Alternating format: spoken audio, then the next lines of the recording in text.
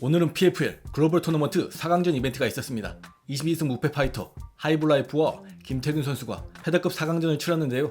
결과적으로 하이볼라이프의 레슬링 게임에 별다른 해법을 내놓지 못했습니다. 김태균 선수가 순간순간 잘 빠져나오고 한 차례 테이크다운 시키기도 했지만 역부족이었고 결국 만장일치 판정 패배했습니다. 또한 오는 6월 29일 일리아 토프리아와의 라이트급 타이틀전을 앞둔 찰스 올리베라가 파워의 자신감을 드러냈습니다. 본인 집을 소개하는 컨텐츠를 찍다가 챔피언 벨트를 전시해 놓은 공간을 소개하며 찰스는 6월 28일 이쪽에 벨트를 하나 더 놓을 거야 라고 얘기했고, 이에 저스틴 게이츠가 너에게 맞았을 때 혀를 전기 배터리에 갖다 댄 느낌이었다고 얘기한 걸 들었다고 하자 찰스는 이게 의미가 있는 게 게이츠는 라이트급에서 다들 가장 두려워하던 상대였거든. 모두 가장 파워가 센 선수라고들 했지. 근데 게이츠가 그런 말을 한 거잖아. 그러니 이게 중요한 거야. 우리가 얼마나 크고 주먹이 센지 보여주는 거니까 라고 얘기합니다. 이에 토프리아도 본인 파워에 대해 얘기를 많이 하는데 너도 파워가 세다고 하자 찰스는 말했듯이 걘 강한 선수야. 근데 아래 체급에서 올라오는 거잖아. 그러니 라이트급 파이터들을 리스펙해야 돼 라고 얘기했고, 이에 네가 엘리아보다 더 파워가 세다고 생각하는 질문에는 물론이지 라고 답합니다. 한편 자신 있는 건 일리아 토프리아도 마찬가지입니다. 인터뷰를 통해 찰스는 훌륭한 파이터야. 전설적인 파이터라고 말할 수 있을 것 같아. 아직 UFC에서 활발히 활동 중인 몇 안 되는 레전드 중 한 명이지. 하지만 걔의 스타일은 내 스타일과 완벽하게 맞아떨어져. 1라운드에 지워버리기 딱 좋은 상대야. 왜냐면 걘 움직임이 없거든. 움직이지 않아 라고 얘기했습니다. 어제 벤트급 파이터인 라울 로사스 주니어와 일리아 토프리아가 함께 찍은 사진을 커뮤니티에 올렸는데 일리아 사이즈가 작다는 의견이 많이 달렸습니다. 개인적으로는 이 페레라와 찍은 사진을 봤을 때 일리아가 체격이 크다는 느낌을 받았는데요. 사진마다 느낌이 다른 것 같습니다. 차로를 얘기할 때 선수들 입에서 공통적으로 나오는 말이 사이즈가 정말 크다는 건데요. 이 사이즈라는 측면이 오는 6월 29일 두 선수의 경기에서 어떤 역할을 하게 될지 궁금합니다. 또한 지난 UFC 316에서 KO승을 거두고 오는 6월 29일 마넬캅이 빠진 자리에 3주 오퍼로 투입된 조슈아 반이 인터뷰를 통해 프라이급 타이틀전 및 어머니를 향한 애틋한 마음도 드러냈습니다. 먼저 이번에 싸워서 이기면 네가 넘버원 컨텐더가 될 거라 생각하는 질문에는 그럼 당연하지. 이 경기를 이기면 내가 넘버원이야.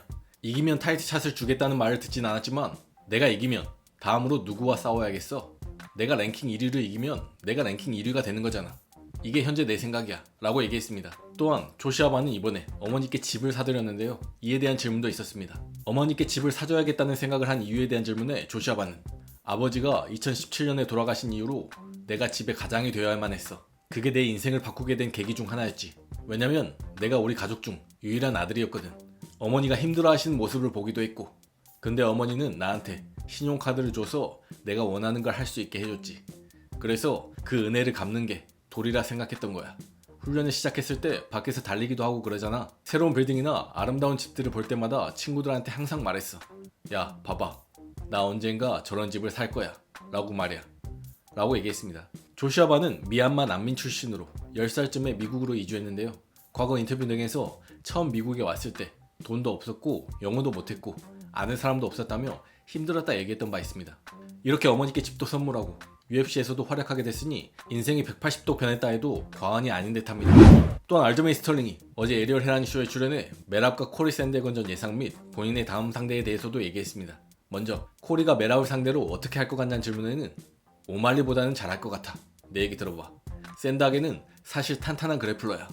레슬링적으로 봤을 때 훌륭한 디펜시브 그래플러는 아니야. 하지만 스크램블 능력이 좋아.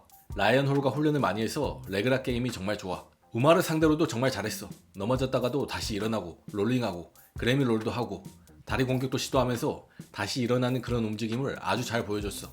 근데 문제는 저런 움직임들이 전부 엄청난 에너지를 필요로 한다는 거야. 그래서 계속해서 테이크다운 당하고 롤링하다 보면 결국 다른 선수들처럼 지칠 거라고 봐. 그럼 메랍이 또 한 번의 타이틀 방어전에 성공하겠지. 난 이렇게 보고 있어. 하지만 이런 면을 제외하면 스타일상 굉장히 좋은 매치업이라 생각해. 왜냐면 코리는 공격이 정말 다이나믹하거든. 플라잉 리도 좋고 레그킥, 프론트킥도 있고 스탠스를 바꾸는 것도 좋고 풀기 힘든 퍼즐이야. 하지만 메랍은 다른 상대들한테 했던 것처럼 어떻게든 다리를 잡고 바디락까지 연결하고 결국 바닥으로 끌고 간단 말이야. 그러고 나서 그냥 25분간 두들겨 패는 거야. 뭐 25분보다 빠를 수도 있고 라고 얘기했습니다. 또한 다음으로 누굴 원하냐는 질문에는 이상적인 상황이라면 이름값도 그렇고 사람들이 관심을 가질 만한 경기라는 면에서 브라이언 오르테가가 좋을 것 같아. 걘 타이틀전도 몇 번 해본 선수고 걔가 라이트급 월장한다는 얘기는 나도 들었는데 그냥 루머였다는 말도 들리더라고. 오르테가는 어떤 경기에서는 멘탈 상태가 안 좋았던 적이 있었어. 그리고 정말 좋지 않은 퍼포먼스를 보여주는 걸 보기도 했잖아. 근데 걘 시간을 갖고 좀 쉰 후에 돌아올 거고 그럼 완전 좋은 모습을 보여줘. 코리안 좀비랑 싸웠을 때도 돌아와서 아웃파이팅으로 압도했잖아. 그때 난 우리가 봤던 오르테가가 아니잖아 라는 생각이 들었어. 그래서 지금 오르테가는 잠시 쉬면서 부상도 회복 중인 것 같아 라고 얘기했고, 또한 요즘 재앙 실바가 주목을 받고 있다는 말에는 맞아, 걔 강하더라고. 걔가 브라이스 미첼한테 이긴 후에 백스테이지에서 봤는데 걔네 코치한테 말했어. 나 콜아웃 하지 말라고 전해 라고 말이야.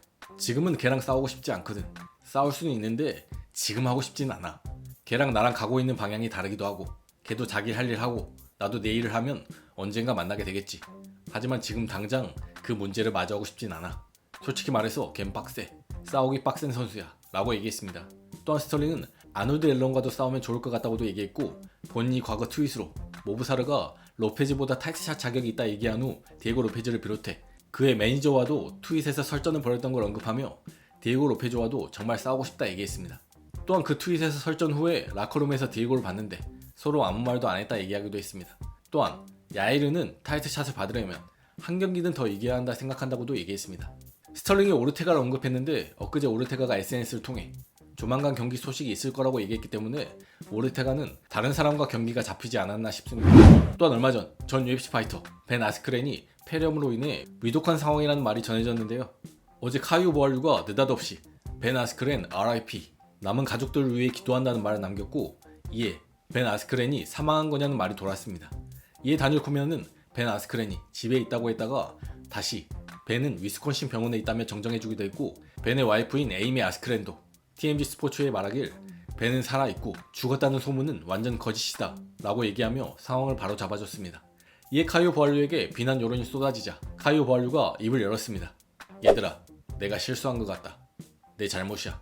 메이시 바보가 흑백 사진과 함께 글을 올린 걸 봤고 순간 벤이 세상을 떠난 줄 알았어. 내가 틀렸길 바래. 그래도 벤과 가족을 위해 계속 기도할게 라고 얘기했고, 또한 말이 나온 김에 벤의 가족과 벤에게 사과하고 싶어. 다 오해였다는 게 정말 다행이야. 벤과 가까운 사이인 메이스가 올린 벤의 흑백 사진과 함께 지금 하나님께서 그를 품에 안고 있다 라는 글을 보고 그런 줄 알았거든. 메이씨에게도 미안해. 그런 의도로 말한 게 아니었어. DC가 말한 것처럼 벤이 집에서 회복 중이라 다행이야 라고 얘기했습니다. 또한 얘들아, 내가 무슨 발표를 한 게 아니잖아. 벤 아스크렌은 죽었다 라고 말하지 않았어. 난 그냥 RIP라고 했을 뿐이고 만약 그런 일이 있었다면 누구에게든 RIP라고 썼을 거야. 그저 진심에서 나온 말이었어. 내 말이 틀렸다는 게 다행이야. 이제는 벤이 빠르게 회복하길 바라고 여전히 벤과 가족을 위해 기도하고 있어. 악의적으로 비난하는 사람들 다 엿이나 먹어라 라고 얘기했습니다. 이에 팬들은 제 RIP가 명복을 빕니다 라는 뜻인 거는 아는 거야? 영어는 카이오의 모국어가 아니야. RIP는 그렇게 쓰는 게 아니야. 카이오. RIP, 파이팅 너드, 가족을 위해 기도해주자. 다 괜찮아. RIP, 카이오 보알류 등등의 반응을 보였습니다. 메이스가 올린 흑백 사진은 이건데요. 네가 벌써 회복해 집에 돌아가. 에이미랑 아이들이랑 마당에서 놀고 있을 것 같다. 신께서 너와 가족들을 따뜻하게 감싸주고 계신다는 걸 안다. 널 위해 간절히 기도하고 있다. 뭐 이런 내용입니다. 아무래도 보알류가 이 글을 대충 읽고 오해한 듯합니다. 개인적으로는 메이스도 이 시점에 흑백 사진으로 올리는 건 좀 부적절했다는 생각이 듭니다. 벤 아스크렌 자녀들도 아직 어린 걸로 아는데 부디 무사히 잘 회복했으면 하는 바람입니다.